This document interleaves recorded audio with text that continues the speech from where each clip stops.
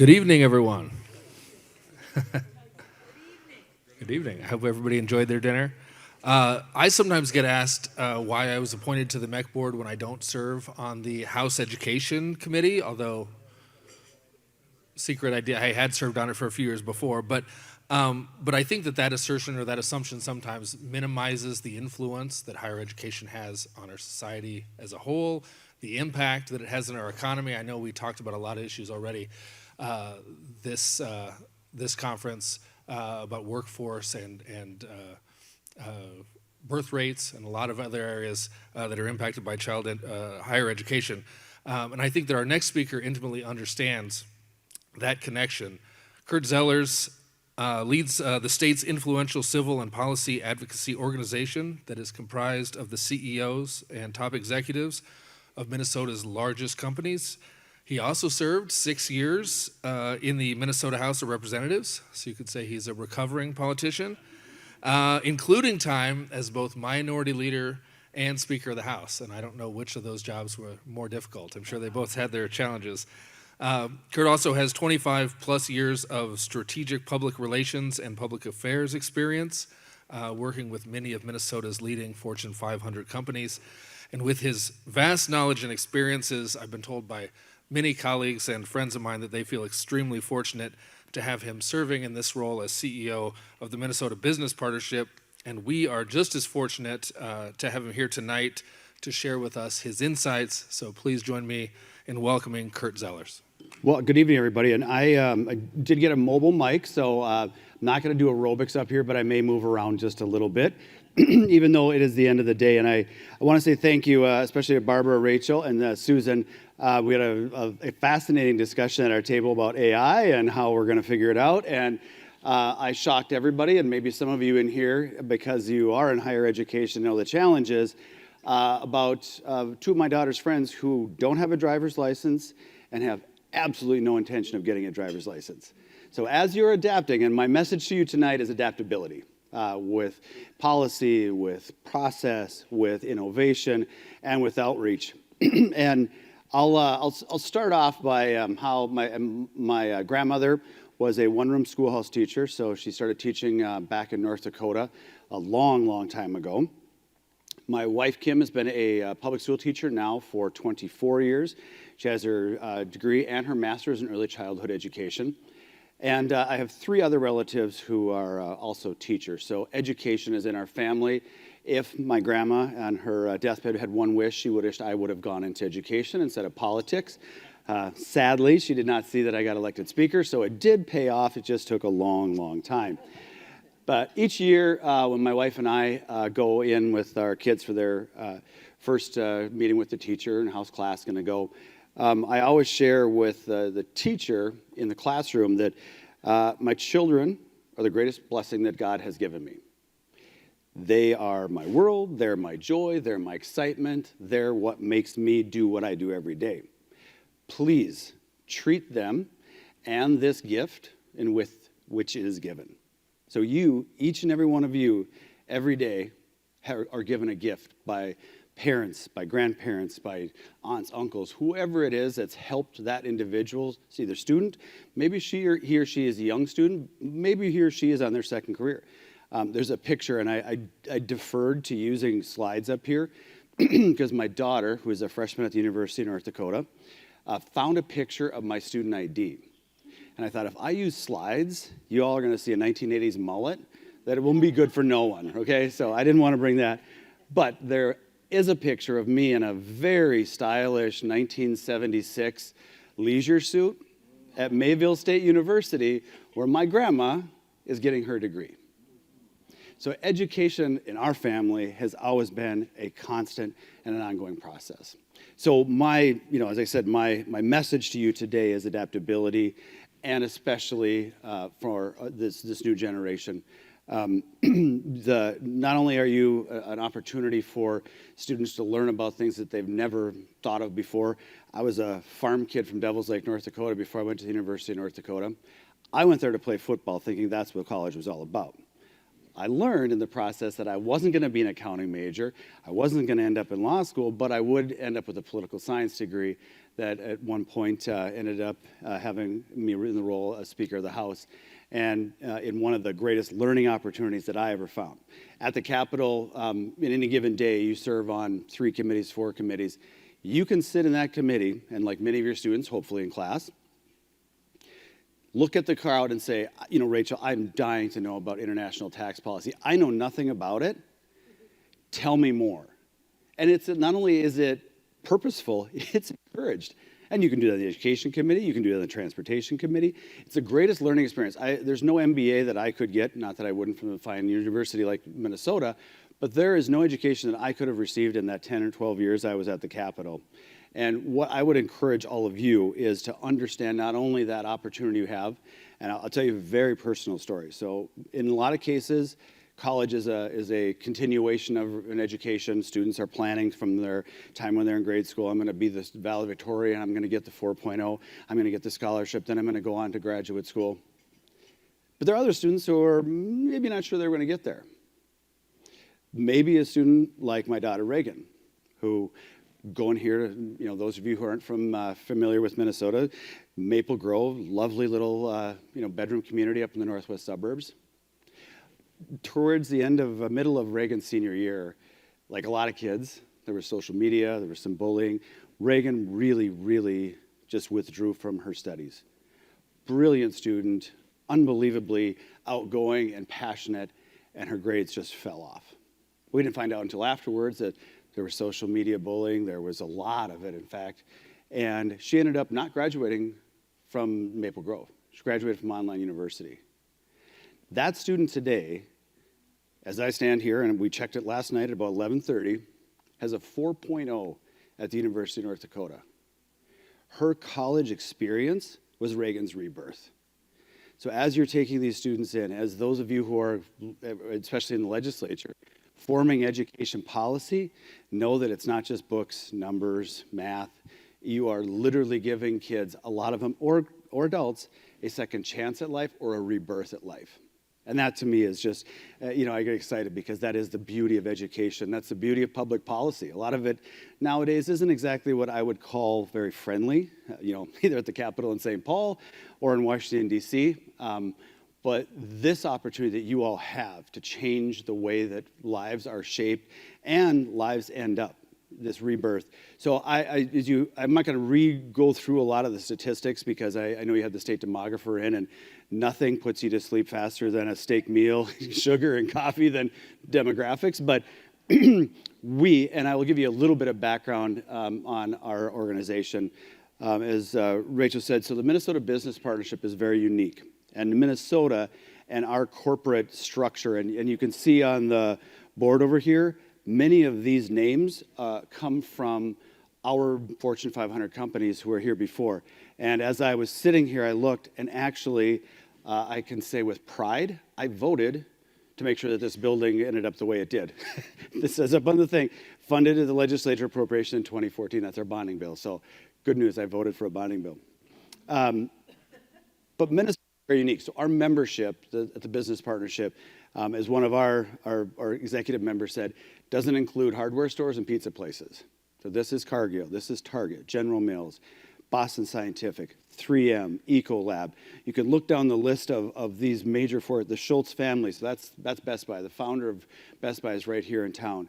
And what makes Minnesota, and especially the business partnership, very unique and something that we continue to foster, working on this with our friends at the University of Minnesota, but also St. Thomas, our private schools, all of our universities, is that diversity.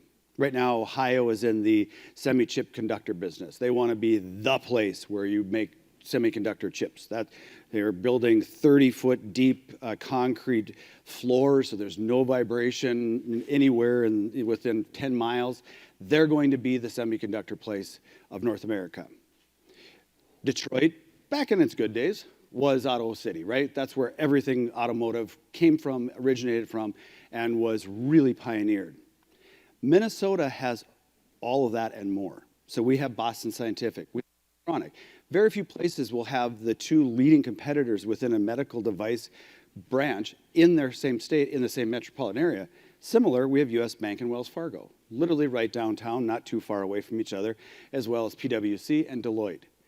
And what makes Minnesota so unique, and how, as a CEO of an organization like that, what we try to continue to help our elected officials at both parties, it's not exclusive, is to remember that that is unique and special, but should not be taken for granted. Innovation, creation, how that continues, how that molding continues is critically important. There are very few places where the wife who gets a job at Medtronic can have her husband also come into the same state and work for Wells Fargo. Or the husband gets a job at, say, Cargill, and his partner, as he moves in, says, you know what, Ameriprise was looking for somebody. I can transfer in Ameriprise. So now both partners, in a very unique situation, aren't just at an entry level, aren't just coming in, I'll put my resume out and see where I can find a piece of work. These are corporate level jobs that are at the mid to high upper management level, and it's something that is fostered and happens here on a daily basis. That is our secret sauce. There are very few, and I can say this now after being on the job for 2 months, so nobody will really fact check me. There are very few other places in the country, let alone in the Midwest, where this is possible. And it's something that we work with our university, whether it's the University of Minnesota, whether it's St. Thomas, Duluth, wherever it is in our Minnesota MinSCU system, which is all the colleges outside of the University of Minnesota. Very confusing math. I tried not to stay away from that committee when I was there. But we work with each individual university and their faculty to foster that. What is that next innovation? So again, I don't want to go back through the demographics, but that's a little bit about us. Our membership, most of our members are in excess of several thousand employees and probably at least $1.5 billion in revenue. So when we're talking about, these are Fortune 500 companies, and they're all right here, literally some of them not even a few miles away from here. But one of our members, Presbyterian Homes, had a study, and for me, and having been at the legislature, we get the financial outlook every spring and every fall. We get the demographic report. And a lot of it's the same, right? The baby boomers, we knew this, the big gray lump was coming in the snake, or pick your analogy. We knew it was coming, though, right? The baby boomers weren't going to stay working forever. The Gen Xers, woe is us, still continuing to do all the work. And then there's the kids behind us who don't want a car, who are going to use AI for a chatbot. And as we discussed at the table, my daughter Reagan, when she was so excited to get her driver's license, Dad, I can't wait to take my first trip on my own. I said, great, Reagan, where are you going to go? I want to go to Target by myself. I said, fantastic, have a great time. She said, how do I get there? I said, what do you mean? She goes, I don't know how to drive to Target. I said, well, we go there 25 times a day. I said, how do you not know how to get there? Because, and we were talking about this at the table, this is how they drive in the car. Hey, Reagan, we're going by the high school. Yeah, great, I see it. That's our challenge, right? And it's not just the workforce side. It's not just the work from home side. It is that creativity. The two things that I've really tried to instill in my kids, and knock on wood, we're still. I have a 9-year-old, so we're still in the formative process. Is to be curious and to be coachable. And I don't mean from the sports analogy. I mean, I do, because we're in Minnesota, so both my sons play hockey. But be coachable and be curious. And as we were talking at our table about AI, that's a struggle that you all have. How do you incorporate the innovation and speeding up of learning and technology without it's not your roommate or somebody in the dorms do your homework. Now it's a little function on your phone called ChatGPT. And how do you foster that growth? How do you make up for that workforce here in Minnesota? I'm sure you heard from the state demographer, 168,000 jobs behind where we were pre-pandemic. We're losing people. Unfortunately, there's two things that I found in our study that were really shocking. Actually, the first one wasn't fertility or having more difficulty having babies. We're having less babies. But in our survey, men ages 18 to 55, so a little scary for me, a blip on our demographics was drug overdose. That showed up as a line item significant enough where it's taking us down in our workforce development. Now, those are two things. The other thing was 42% of our workforce is misaligned. So in some cases, and this is the challenge I have for all of you in the room, is we need a bunch of our kids who aren't getting their high school diploma, their GED, or just the basics to catch up so they can get to you. And in the past, there's kind of a system of, well, if we can get there, yep, come on, we have a college degree waiting for you. But we need your help now. It's not good enough just to say, if they can get here, we'll take care of them once they get here. And I know this challenge is when they are getting there now, they're not quite as ready as they used to be. I could say that as a dad now. I was perfectly prepared for college and ready to go when I got there. My daughter also found my first report card. Let's just say there wasn't any numbers on the point side. There was very few numbers on that side, but a point something, 5, 6, to a 3.8 something my second semester. So she said, Dad, you must have had a great time your freshman semester. I said, yes, Reagan, I did. But the challenge in that group and in the development of those, especially the young kids that are looking now from am I going to go to college? Am I going to get a 2-year degree? One of our members is Deloitte, one of the now big 3. Some of you in the room probably remember when it was the big 6. They have a program that they're going to start to institute here in Minnesota to introduce their auditors to a 2-year degree once they get them in trained and then get them into a 4-year degree.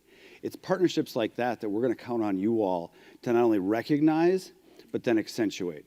And I said, especially when it comes to being at the Capitol, and those of you who still serve, thank you, by the way. For those of you who are in public service, I want to say a very heartfelt thank you.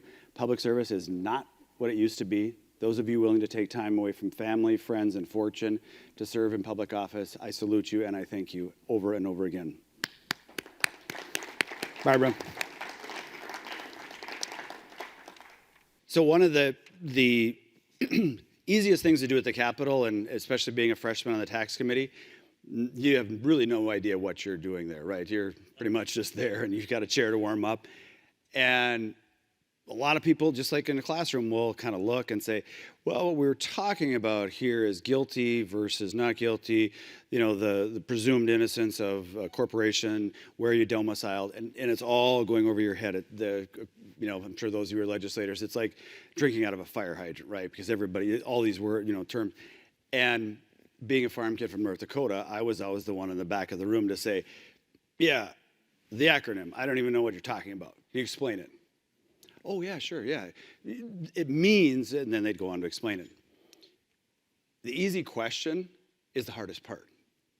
For you all, it's going to our businesses, our members, and saying, what is it that you need? What is the new challenge? Is, work from home, work remote, is how to adapt that to higher education? Because nothing at the time last year would have been able to get Reagan to go to a classroom. No way my daughter was going to leave the house. So do you leave her out? Or do you let her get started with some online classes? Or do you help her get to the point where she can be in class, now thriving? So the challenge is asking the easy question, but it's the hardest part, right? What do you need? How can we help? And there are many of you in the room, I don't mean to be disrespectful, you've already started down that road. But the old days of waiting for business to say, in the future, we're going to need a few more engineers. Or it looks like now the accountants, there's not as many coming out of the Midwest. We're having to start to look to the coast. We need to do a little bit more. An example I would give, my previous job, we represented an engineering firm out of Fargo. They built a building on NDSU's campus. And if there's anybody here from NDSU, my apologies. It's still a fine institution. That's the UND NDSU thing, so. Those of you who are not from North Dakota, it's not as funny. Engineering firm built a building on NDSU's campus. Been in Fargo for 62 years now. This past summer, their paid internships, not their volunteer internships, their paid internships, they could not fill the full number. Because kids from Fargo, kids from North Dakota, kids from Dilworth, Minnesota, maybe Fergus Falls, were being recruited to Minneapolis, to Chicago, to Kansas City, to Colorado for a paid internship. Built a building on campus. They thought our name is on there. Of course they're going to want to come work for us this summer. The CEO also told me that they make their offers now, not in April, May-ish, when everybody's getting ready to get their gowns and get ready to graduate. It is 1 month into school, their senior year. And in some cases, if they're a really high flyer, it's at the end of their junior year. So adaptability, especially from the business community, is now, and especially as the workforce continues to not come back like we had hoped maybe after COVID, is absolutely, it is that or it is not. You're not going to be able to fill that void. So asking the easy question, asking what I would say the obvious question is how to help. The second thing is making sure that not only when you ask, you're also offering that this is what we're seeing. Especially, it's easy for University of Minnesota, NDSU, UND, St. Cloud, the research facility, those land grant universities whose charter was research. However, not every one of you in here has a land grant, a university that is charter is to have that research component. So then you have to reach out. And as we talk about here in the Twin Cities, and it's kind of a joke if you're from here, we live in the metropolitan area. Everything outside of the metropolitan area is called Greater Minnesota. We can't call it outstate Minnesota, which is the descriptive term. So, of course, those of us in the suburbs who have a sense of humor say, those of us in lesser Minnesota would love to import some of our jobs to greater Minnesota. And what we saw during the pandemic and what we saw post-pandemic was some of those jobs that are in greater Minnesota. I don't want to fight traffic. I don't want to pay for downtown parking. I don't want to pay for daycare. I can live in Alexandria, Minnesota, buy a 5,000 square foot house for $250,000. And I can take a 5-minute drive to and from the office, and I do the exact same thing. You all need to help us with how to handle that. Because human interaction, we're human beings. There's a reason why we're in this setting tonight. There's an interactive part. There's a curiosity, there's a creativity, there's an energy of being in the same room and discussing ideas. And what do you think we should do with that? That's a bad idea. That's a great idea. We're missing that. And my fear, especially in the business community, is without that creativity, without that energy that comes from being in the same room together, we're going to start to lose. And ChatGPT or whatever the new one is only going to expedite that. Curiosity and coachability go out the door when all you have to do is pick up your phone and say, how do I get home? Or how do I get to Target? And so your good news, bad news for you all, right? You're on the tip of the spear with how to fix that. The good news is we're here to help. And a lot of times business would go on and about their way and not ask for your help. And I will tell you from our membership, we have 110 members. I've met with about a third of them right now. The number one thing after business climate is workforce development. So not only is it top of mind, it is top focus, it is what they're looking at from their bottom line standpoint, but also from future growth standpoint. We're not going to be able to turn everything over to the machines. For those of you who have the Terminator complex, this is the giant machines coming and taking care of all of us.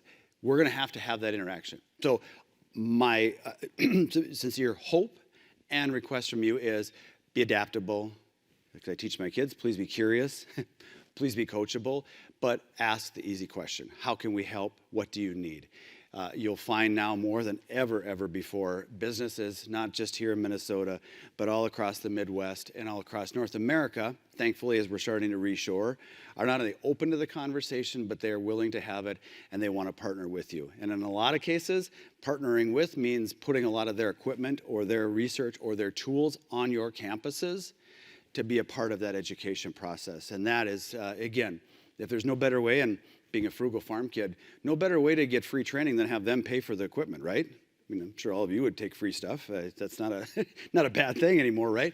But having that development on your campus or in your state gives you a competitive advantage over a neighboring state. Or, no offense, there's all kinds of universities around the state of Minnesota. Gives you an advantage of your neighboring universities as well. So, want to make sure and leave a little bit of time if you have questions here about Minnesota.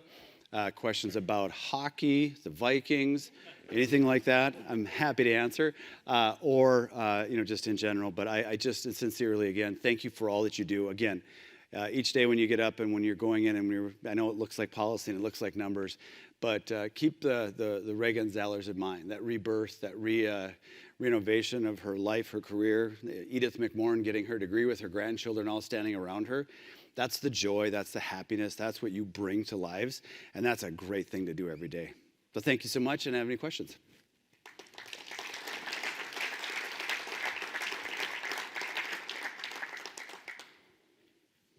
When you talk with your members, this microphone sounds kind of weird. When you talk with your members, how concerned are they about some of the demographics that we, shared a little bit about earlier? Where are they thinking they're going to get their workforce from? Who and what are they looking to? A great question. And again, the very similar Presbyterian Homes, our member that did the survey, that was the number one, probably the second thing in where the numbers were going to, the out-migration, but then where would we want to bring people in? And immigration is the number one issue. The other thing is, and I have a unique perspective on this because University of North Dakota and my home state, my wife and I are a perfect example of what can happen. We went there, got our education, got our degree, and we left the state of North Dakota.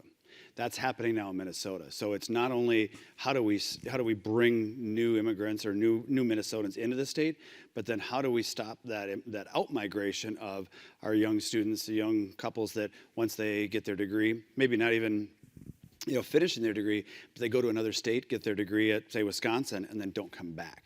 And so those are the two things. And then very specific now, again, the example of my engineering client, the recruiting process now is probably, I would say, twice as fast or twice the speed. If we were going at 70 miles an hour before, we're at about 150.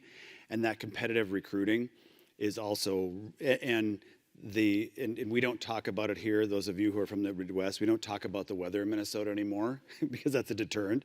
This is not usual for those of you from Kansas. This isn't normal. But we talk about culture. We talk about that innovation that comes with having all those corporate headquarters here, that opportunity for advancement. And that, especially from our member standpoint, is really how we push that extra. And we have the Vikings, we have the Timberwolves, we have hockey. They're all the things that go with us, the Minneapolis Art Institute, the Guthrie, that entire encapsulation of our community and our ecosystem here is all a part of it. And that more than ever before is down, we're pushing on a proactive instead of just, look at how great we are, you should all come here. Yes, Barbara. Thank you. We talked about it at the table, and you mentioned it here as well, about your company that you represent. Mm-hmm. Okay, and I think you issued an invitation for our members here to get involved. Mm-hmm. How do they get involved? I mean, I know Target, we know all of that, but do you advertise? Do you send it out? Is there a request for a proposal? What is it that we could do that we can bring back to our states and apply for instead of saying, yes, they have it, but I don't know how to access it? Yeah, no, it's a great question. And we start, so our CEOs are our members, and then we have a group what we call our deputies. They're the vice president of government affairs, public affairs, and they are really our eyes and ears and voices out all over the country. So, Target's in, I think, all 50 states now, Walmart, whatever the company. But especially to the business development directors, those directors have now become even more important than the HR director. HR director used to be this is how we funnel, this group goes over here, this group goes over here. The business development directors are now, I think, and just again, anecdotal, but having listened to enough members now, are higher up on the list than the HR or the CFO, because they're the ones that are out there saying, all right, I know that Barbara in Kansas has a fantastic accounting program. They're now on my list. I'm going to go and visit. I'm going to look to see what kind of production, when they turn out their accounts, where are they ending up? Are they ending up in corporate? Are they ending up in small business? So being very specific about where you place your students, but then what you're training them for. And then again, it's this simple question. What do you need? And can we adapt our university or our curriculum to the need that you need to have filled? And as much as there's a lot of machination and moving around of parts when it comes to policy, and having spent 12 years at the Capitol, I understand it, but it still comes back to the basic question: what do you need, and how can we help? So many states, governors, legislators, et cetera, have set goals for the percentage of their population that should have some post-secondary education, whether it's a certificate or a degree, by whatever year. What's the role of private industry in either setting those goals or meeting those goals? Yeah, and I think, so one of our mentors, Protolab, they do a lot of preform plastics, but it's not just the glass or the case for your iPhone. It's very specific and very technical. Their CEO, we had a conversation, he said, I need somebody with a high school degree, a little bit of training, and then once I get him or her in, they can make $110,000 to $150,000 running the machine that prints out all these plastic parts. So they're asking at the basic level, just get them there. once we bring them in. And then what we're finding, especially like I said with Deloitte, getting them in for a 2-year certificate so they're trained as an auditor, then we can bring them to the 4-year institution, get them the degree, and then onto the MBA. And that's really not looking at it just this happens at the Capitol all the time, right? Those of you who are in office, people look at everything in a 2-year and a 4-year window if you're at the Capitol. I'm up for election in 2 years or up 4 years. That's my window, that's what I see. Look at from our employer standpoint, it's 1 year, it's 5 year, it's 10 year. So as you're asking them, what do you need down the road? Ask it in that way, not just what does your moment in time need, because and as many as you, I know, are trying to be as nimble as possible. You can't just turn curriculum for an entire department in a year or two. Maybe you can, and kudos to you if you are. You're going to have a lot of new students, but it takes a little bit of time. So asking the immediate need and then the future need, I think, is really critical. And you will find, again, our members, not just the business partnership, chamber members, are more than willing to partner with you when it comes to equipment, when it comes to supplies, when it comes to logistics, maybe even helping you build a building to put the equipment into.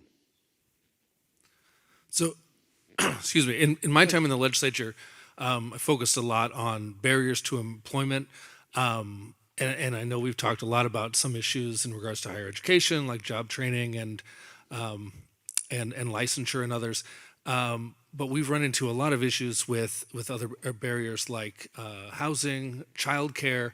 What do you feel like is the role of your members of the business community in addressing those issues? Because those issues being solved is going to be helping the business community, and we've run into some problems in Iowa as far as getting the business community engaged in those issues. So what do you see as the role of them in those? Yeah, and one of our members is New Horizon. So their CEO, Chad Dunkley, we had a great conversation. Minnesota, for the first time in, I'd say probably a decade, has brought our child tax credit up for low-income families to where they were 12 years ago. So that's a great start, but by no means a solution. We're now working on that middle income, where you just cross the line and now you don't qualify. So now the husband and wife or the two partners have to make the decision which one stays home, which one decides to go to work, because it's just too expensive. That's number one. Number two is the housing, and Minnesota has been very unique in this.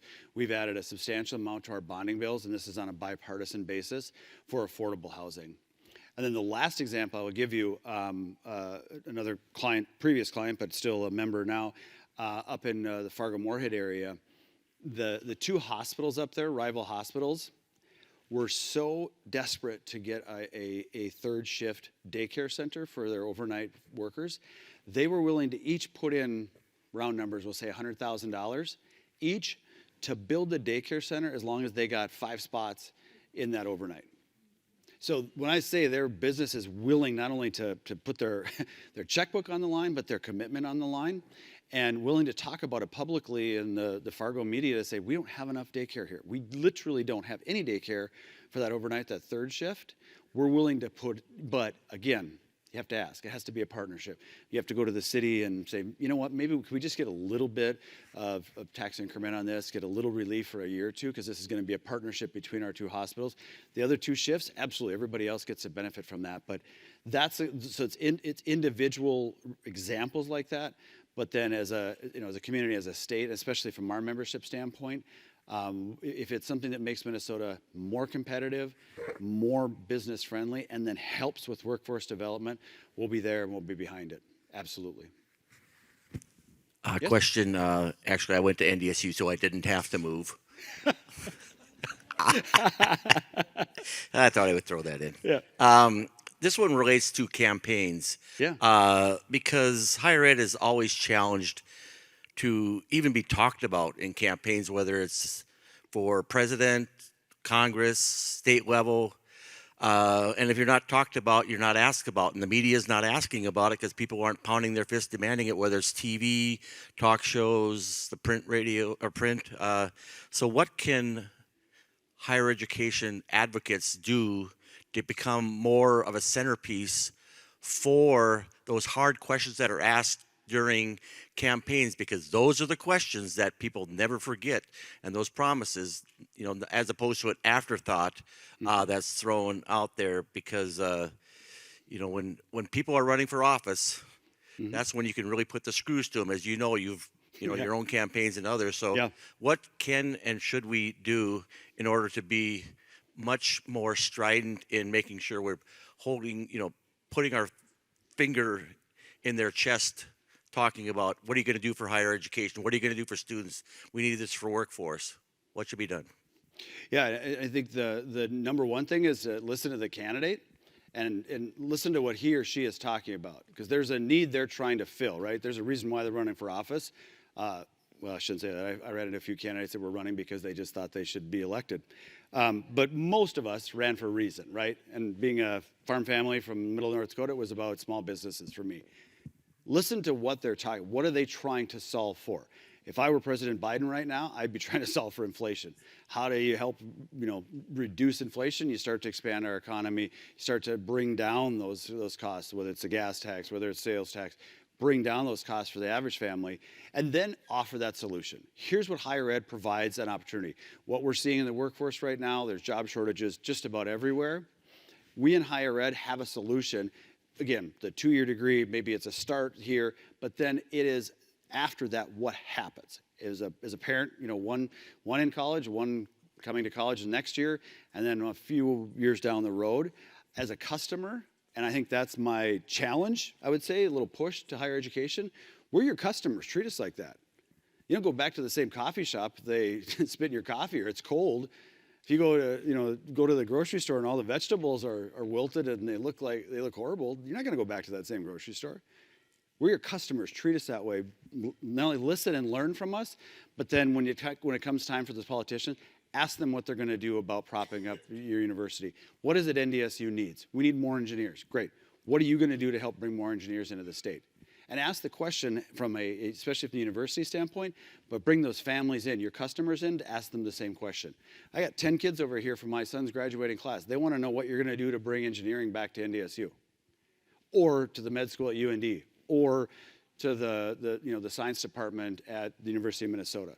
Those specific examples paired with the parent that's coming in, the customer coming in saying, this is what we need, are really powerful. And I don't know too many politicians, when you have that combination together, are going to say, I don't care. We'll see what happens after the election. They're going to listen. Thank you, Kurt. Absolutely, Susan. Thank you so much. Round of Thank you guys applause so much for for the time. Kurt Zellers.